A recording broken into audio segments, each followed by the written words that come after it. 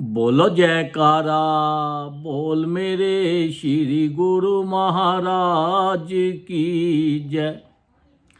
सौभाग्यशाली प्रेमी गुरमुखो, ये जो मन है हमारा, ये बड़ा ही चंचल है और ये मन हमें अच्छे रास्ते पे तो कम लेके जाता है और बुरे रास्ते पे ज़्यादा लेके जाता है।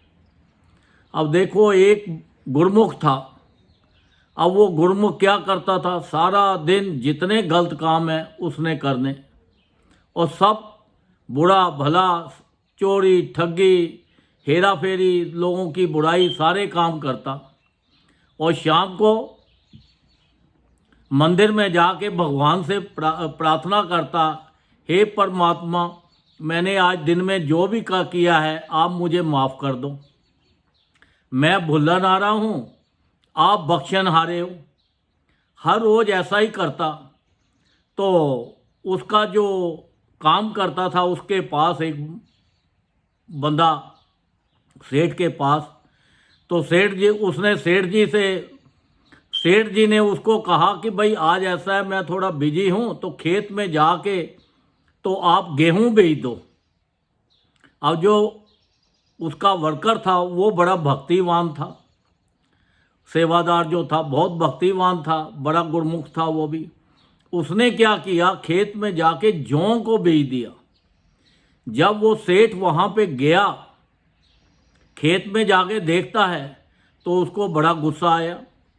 फिर उसने कहा कि तुझे गेहूं बेचने के लिए बोला था, तू जौ बेच दिए हैं। वो कहता है, सेठ जी ये जौ मैंने बीजे हैं पर फसल जो है गेहूं की होगी। वो कहने लगा, ये कैसे हो सकता है, जब जौ बीजे हैं तो जौ की फसल होगी, गेहूं की फसल क्यों नहीं होगी, कैसे हो सकती है। वो कहता है, सेठ जी आप जो सारा दिन जो भी गलत काम करते हो, जो भी आप हेरा फेरी करते हो, सबके लिए बुरा भला सोचते हो, तो आप क्या सोचते हो कि शाम को भगवान आपको माफ़ कर देगा? नहीं, भगवान के घर में कोई भी बेइंसाफ़ी नहीं होती। जो भी आप कर्म कर रहे हो वो कर्मों का हिसाब आप ही को देना है। तो वो सेठ बड़ा शर्मिंदा हुआ, कहने लगा, भाई ये तो मुझे अब समझ आई है कि मैंने ये जो भी काम कर रहा हूँ ये गलत काम कर रहा हूँ। शाम को जो माफ़ी मांगी, ये माफ़ी नहीं मिलनी, ये तो हिसाब जो अच्छा करेंगे या बुरा करेंगे ये तो हमारे खाते में लिखा जा रहा है, और हमारे कर्मों के मुताबिक हमारा फैसला होगा और उसके मुताबिक ही हमें उसका फल मिलेगा। तो देखो, ये संसार में आप आए हो तो ऐसे काम करो जिससे कि आपका लोक भी सुखी हो और परलोक भी सुखी हो। अब देखो, एक व्यापारी था। अब वो व्यापार करता करता उसके मन में आया कि मैं विदेश में जाऊं और वहाँ पे व्यापार करूं और खूब धन कमाऊं। अब वो विदेश चला गया। विदेश जाके पीछे उसका एक छोटा बच्चा था। अब वो बच्चा को पता ही नहीं है कि बाप का क्या प्यार होता है, और बाप को ये नहीं पता कि बच्चों के साथ क्या प्यार होता है, क्योंकि उनके अंदर मोह नहीं था। तो वो 12 साल तक वहाँ पे ही रहा विदेश में। जब 12 साल के बाद वो वापस आने की उसकी इच्छा हुई कि उसकी वाइफ ने चिट्ठी लिखी कि भाई बच्चा बड़ा हो गया है, आप कब आ रहे हो। तो फिर थोड़ा सा मोह जाग गया। फिर उसने वहाँ से अपना, विदेश से सब अपना बिजनेस समेट कर, तो उसने बोला चलो चलते हैं, अब स्वदेश चलते हैं। अब बच्चा भी बड़ा हुआ था। बच्चा रोज़ पूछे कि मुझे बाप से मिलना है, बाप से मिलना है। वो कहती है अच्छा। उसने एक चिट्ठी लिख के तो उसको बच्चे को दे दी। कहती है कि जाओ, इससे ये चिट्ठी जब तुम्हारा बाप देखेगा तो वो तुम्हें पहचान लेगा, वैसे तो आपको वो पहचान नहीं पाएगा। तो उसने बोला ठीक है। अब वो चिट्ठी लेकर जेब में पॉकेट में रख के चला गया। अब रात हो गई, पहुंचते पहुंचते दूर चले गए तो एक सराय थी। अब उधर से उसका बाप विदेश से आया तो वो भी उसी सराय में ठहरा हुआ था। अब वो बच्चा भी उसी सराय में ठहर गया। अब वो बच्चे के पेट में रात को बहुत दर्द हुआ, बड़ा शोर मचाने लगा। कि मेरा पेट बहुत दर्द हो रहा है, कोई दवाई दे दो, कुछ करो, किसी ने कोई सुना नहीं। अब वो जो सेठ था, जो व्यापारी था, वो व्यापारी ने उस सराय वाले को कुछ धन दिया और कहा कि ये बच्चे को बाहर निकाल दो, मेरी नींद खराब हो रही है, मैं विदेश से आया हूँ। तो उसने बोला ठीक है, उसने पैसे लेके बच्चे को बाहर निकाल दिया। जब बाहर निकाल दिया तो ठंड का मौसम था, वो बच्चे ने रात को ठंड के अंदर अपने प्राण त्याग दिए। अब वो मर गया। जब सुबह उठी तो लोग इकट्ठे हुए, तो वहाँ का कोतवाल आया। वो कहने लगा भाई क्या हुआ, कैसे हुआ, ये कौन है, कैसे आया है। फिर वो कोतवाल उसकी जेबों में ढूंढने लगा कि पता लगे ये बच्चा कहाँ से आया है और इसने कहाँ जाना था और कौन है। जब खोला तो उसमें से एक चिट्ठी निकल आई। सब लोग इकट्ठे हुए थे, तो वो व्यापारी भी उसी में खड़ा था। तो जब उसने चिट्ठी पढ़ी तो व्यापारी ने जब देखा तो उसने बोला ये तो मेरा ही बेटा था।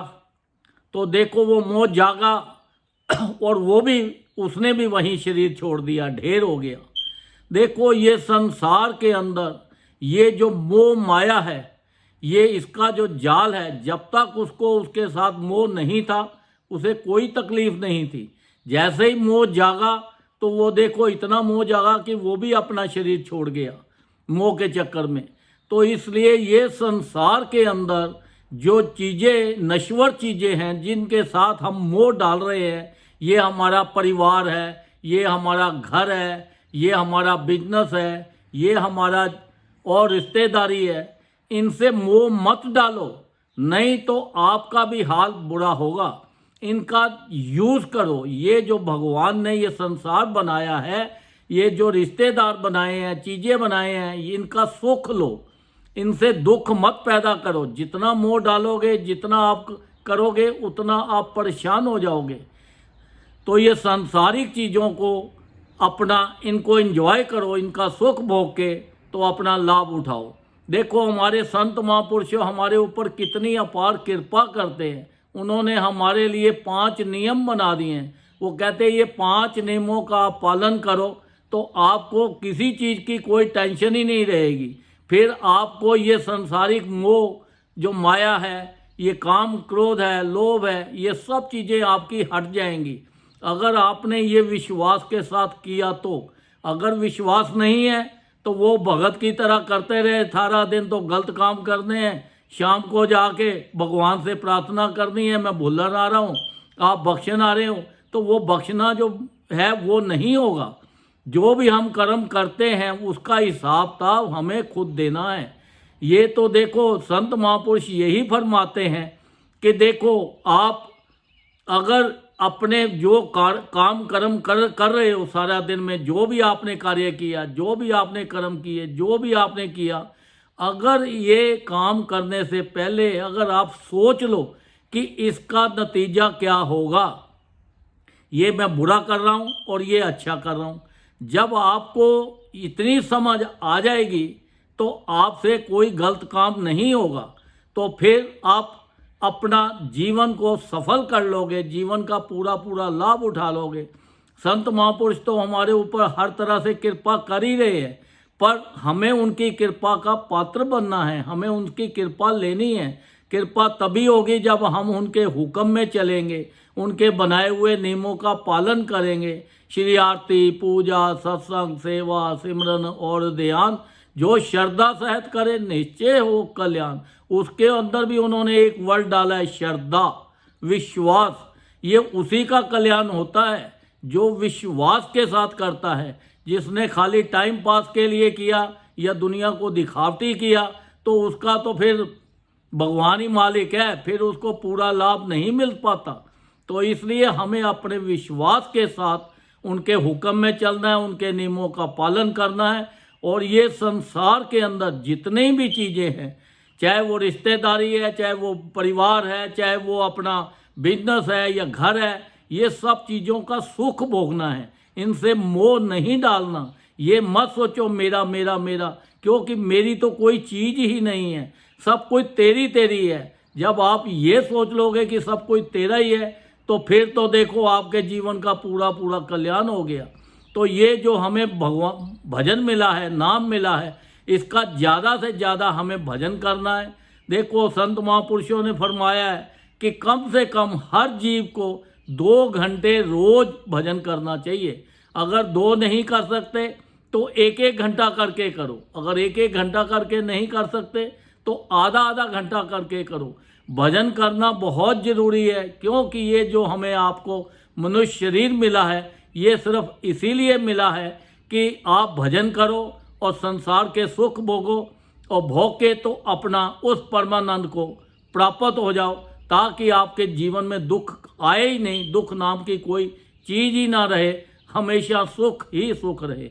ये तभी होगा जब हम ज़्यादा से ज़्यादा नाम जपेंगे, भजन करेंगे, सबके लिए अच्छा सोचेंगे, सबके लिए अच्छा करेंगे, अपने जो भी कर्म करने से पहले उसके ऊपर विचार करेंगे कि हम क्या कर रहे हैं, तो उससे आपका जीवन सफल हो जाएगा। बोलो जयकारा, बोल मेरे श्री गुरु महाराज की जय।